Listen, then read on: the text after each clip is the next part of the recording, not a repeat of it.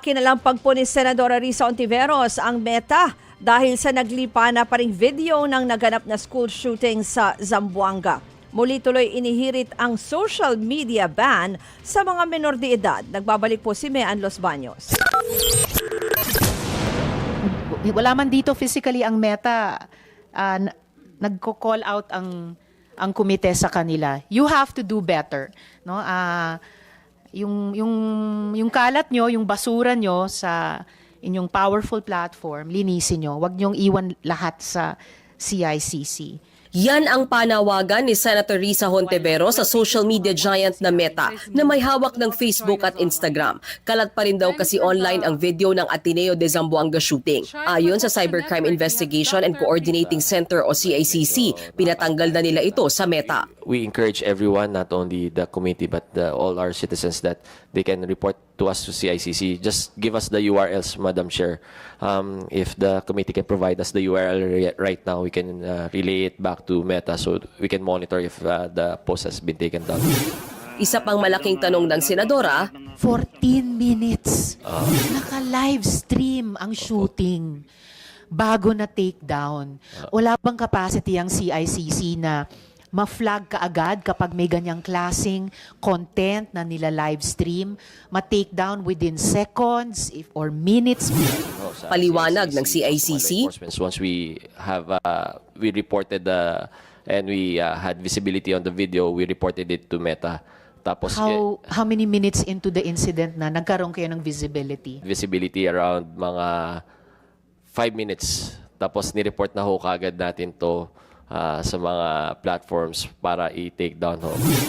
hindi nila agad matatanggal ang mga post dahil laging kailangang mag-request muna sa Meta. Dahil una, hindi nila kontrolado ang community standards ng mga online platform. Pangalawa, wala silang jurisdiction sa mga ito. Tingin tuloy ng CICC, mas mainam sana kung magkakaroon sila ng jurisdiction sa online platforms o hindi kaya naman, We propose also in our country, ito isama nyo sa community standards nyo to, kasama talaga itong mga provisions na to do sa kailangan nyo bantayan.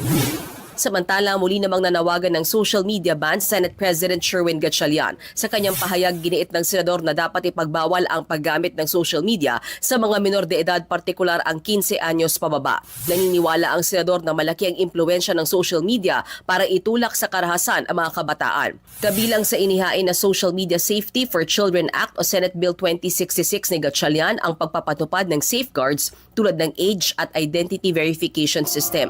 Nanawagan naman si Cardinal Antonio Tagle sa mga magulang, anya, dapat gabayang mabuti ang mga anak kasunod ng school shooting sa Zamboanga.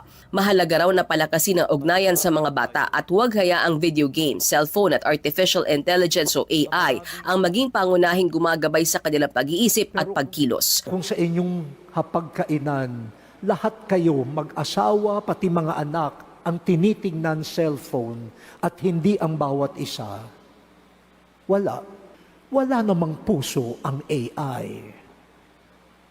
Walang puso ang mga games. Tao lamang ang may puso. Nagbabalita mula sa Frontline, Mean Los Baños, News 5. Mga kapatid, patuloy po kayong tumutok sa 105.9 True FM para sa totoong balita, impormasyon, music, and entertainment. Mag-subscribe sa aming YouTube channel at podcasts. At sundan nyo rin po kami sa Facebook, Instagram, X, TikTok sa True Network PH. Bisitahin din po ang aming website, truefm.ph at panoorin kami sa True TV Signal Channel 19. Kami po ang 105.9 True FM. Laging true sa'yo, kapatid!